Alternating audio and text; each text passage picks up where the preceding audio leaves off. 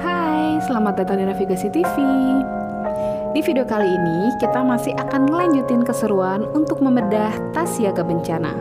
So, jangan lupa dukung terus Navigasi TV dengan cara klik like, komen, share, dan subscribe.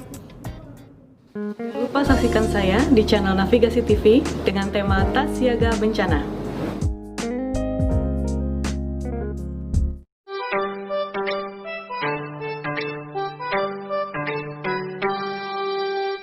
Kalau kita lihat ini di depan kita nih semua tuh di packing pakai plastik. Ya. Apakah itu udah aturan baku atau ada cara-cara khusus untuk penyimpanannya gitu sih Teh? Nah, sebenarnya logikanya kenapa seperti baju nih ya, pakaian, selimut, terus misalkan handuk gitu ya, kenapa dilapisi dengan plastik? Logikanya adalah untuk tetap menjaga kebersihannya. Jadi ketika dibutuhkan, ini dalam keadaan bersih gitu loh, siap pakai gitu ya. Tapi jangan salah, ini juga punya tips atau strategi tersendiri untuk menyimpan. Ya. Nah, kita aktivitas ada 3 nih yang dibedakan. Kita ada di rumah, ada di tempat kerja, atau ada di kendaraan. Kalau saran saya pribadi, meskipun tidak tercantum di dalam buku saku, siapkanlah tas siaga itu di 3 tempat tadi. Khususnya untuk kita yang bekerja, ya di tempat kerja kita harus ada tas siaga. Kita kan nggak tahu kalau bencana terjadi saat kita kerja gitu ya. Nah, itu harus ada kita punya pribadi. Terus kalau kita beraktivitas, mobilnya tinggi banget, mobilitasnya tinggi banget, di motor kah atau di mobil kah, kalau bisa ada itu tas siaga bencana. Mau sesederhana apapun, tas siaga itu tetap harus ada. Nah, yang utama adalah di rumah.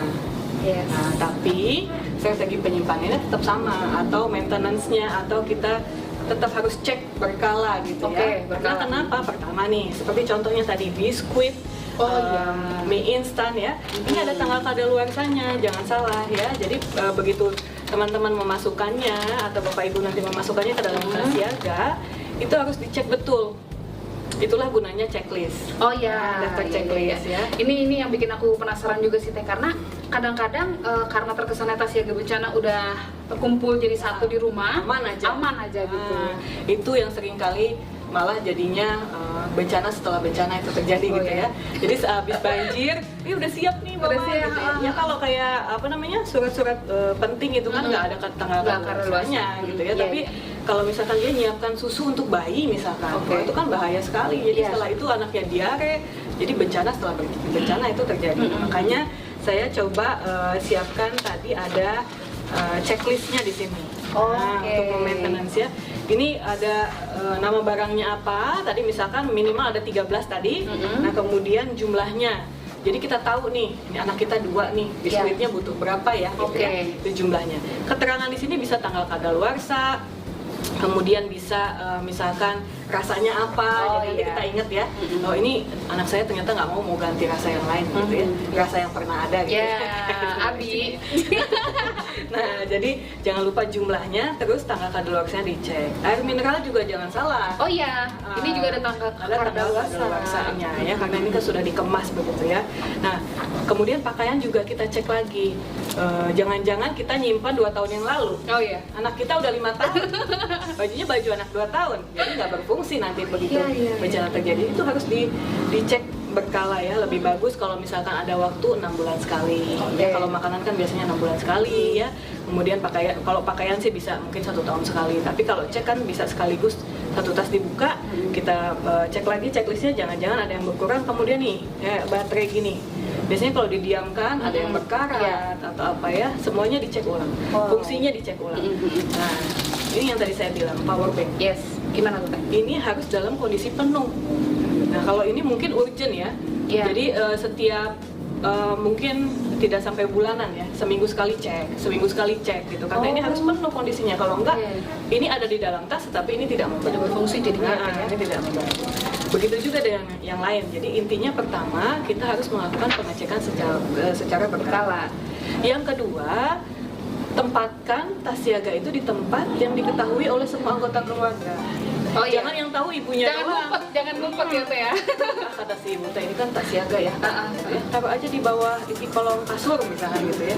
Ya nanti kalau misalkan anaknya yang di rumah, ibunya sedang di luar, pas kejadian bencana terjadi, ibunya lagi belanja nih di tukang sayur. Anaknya yang di rumah nggak tahu itu taruhnya di mana. Iya. Jadi intinya tinggalan lagi itu tas siaga. Jadi semua anggota keluarga harus tahu. Kalau saya biasanya taruh di samping TV. Jadi ada meja TV, ada TV di sebelahnya Ruang tengah. di ruang tengah, jadi di living room gitu ya, ruang keluarga. Yang strategis gitu kali ya Teh ya. Jadi anak-anak kecil pun bisa melihatnya, tahu, dan biasanya warnanya harus eye catching. Kayak tadi kan orange. Yes. Jadi eye catching. Jadi anak-anak, oh iya itu tas siaga bencana. Biasanya anak-anak paling gampang provokasi seperti itu ya. Jadi dengan warna gitu. Nah, selain penyimpanan tadi, kemudian tanggal kadaluarsa, kondisinya dicek. Ini juga kalau ada makanan, jadi tas siaga itu harus di posisi yang kering tempatnya, jangan yang lembab gitu ya. Jadi di suhu ruangan lah begitu ya, jangan terlalu dingin, jangan terlalu panas juga. Jadi dia tetap terjaga dan tidak cepat kadaluarsa. Jadi sebelum tanggalnya dia nanti sudah rusak kalau di tempat yang lembab. Jadi intinya seperti itu. Jangan lupa sediakan di rumah, di tempat kerja, dan di kendaraan. Berarti Teh, kan untuk tasnya sendiri Teh, kalau misalkan tadi kan kita sudah dicontohkan itu kan ransel, berupa ransel.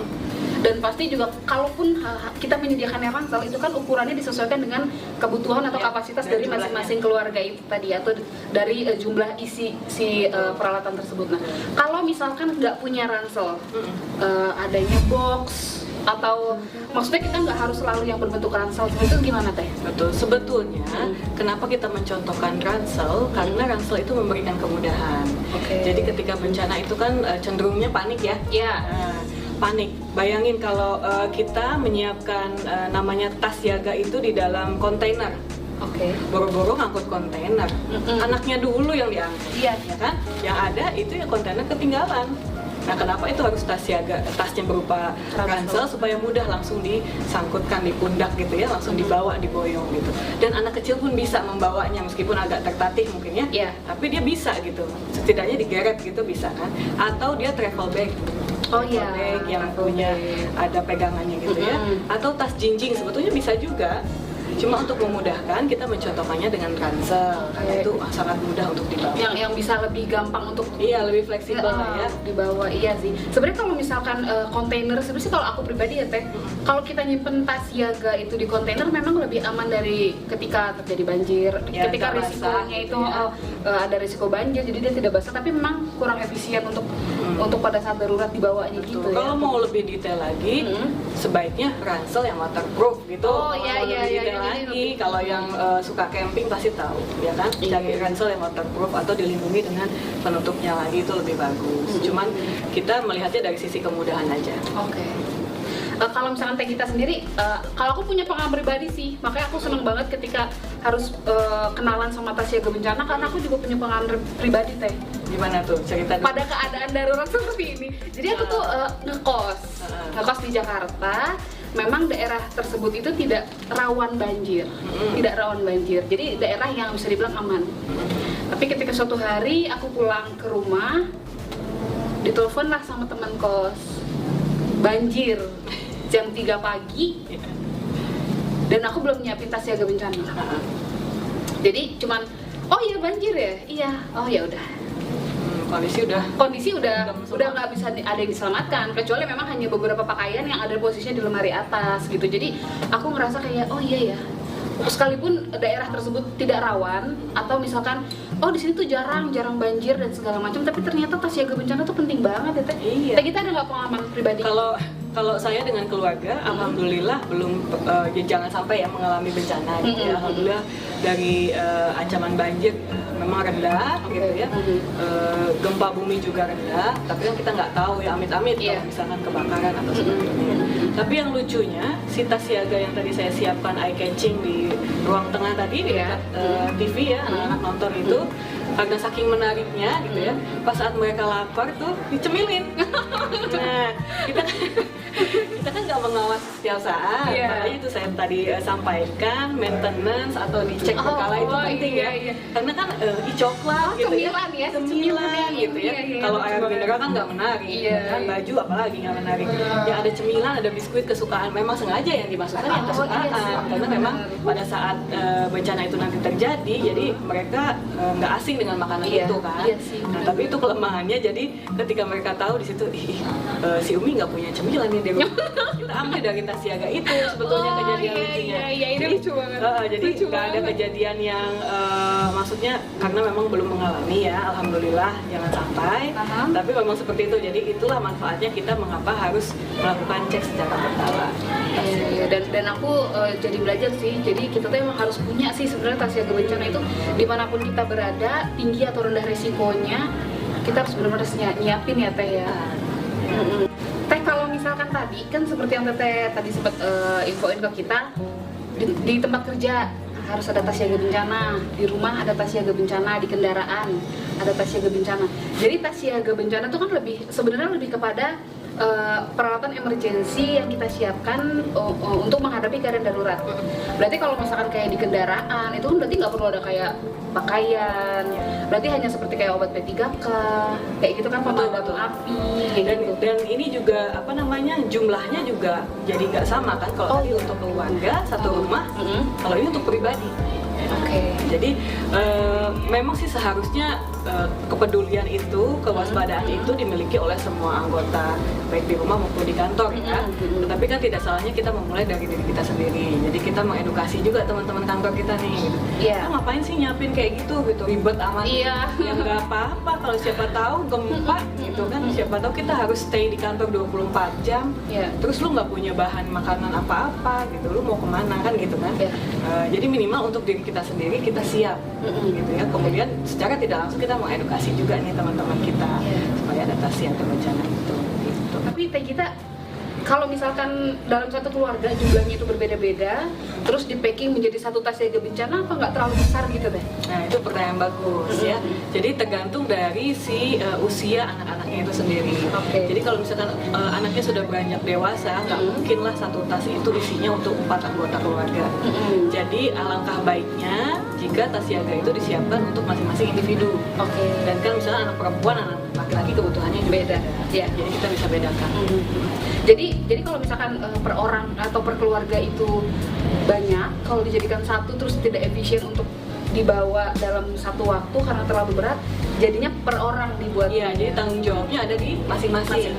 Oleh karena itu penyimpanannya harus diketahui semua orang. Jadi ketika satunya lalai, ya bisa diingatkan gitu loh. Itu tas siaganya lupa gitu. Teh, kita untuk yang terakhir nih, pesan untuk masyarakat atau yang untuk penonton Navigasi TV terkait tas siaga bencana ini Teh. Pertama belum ke tas siaganya dulu ya. Jadi pertama teman-teman harus selalu mengetahui ancaman bencana apa yang ada di sekitar. Ya, kalau kami selalu mengupayakan supaya teman-teman tuh bisa mengakses Inaris personal. Ya, teman-teman pengguna Android ataupun ponsel smartphone yang lain itu bisa mengakses Inaris personal, karena itu sangat penting. Kenapa? Jadi kebutuhan isi dari tas siaga bencananya pun bisa disesuaikan mungkin ya. Jadi tidak bersifat umum gitu ya. Nah, yang kedua, jangan remehkan tas siaga bencana ini, karena ini sangat penting. Memang misalkan di ancaman bencana di sekitar Anda tidak ada misalkan ya, tetapi kan kita tidak pernah tahu bencana bawaan atau misalkan kedepannya di situ terjadi bencana historical yang berulang, kita kan tidak tahu. Jadi jangan remehkan kepentingan dari tas siaga bencana. Jadi siap siaga itu lebih bagus. Jadi kita seperti prinsip kesehatan juga, jadi lebih baik kita minum vitamin, olahraga sebelum penyakit itu datang. Seperti itu juga dengan bencana. Jadi kita siap sebelum bencana itu datang. Teman-teman, terima kasih sudah setia menonton hingga selesai. Tetap terus dukung Navigasi TV dengan cara klik like, komen, share, dan subscribe. Sampai jumpa di video selanjutnya.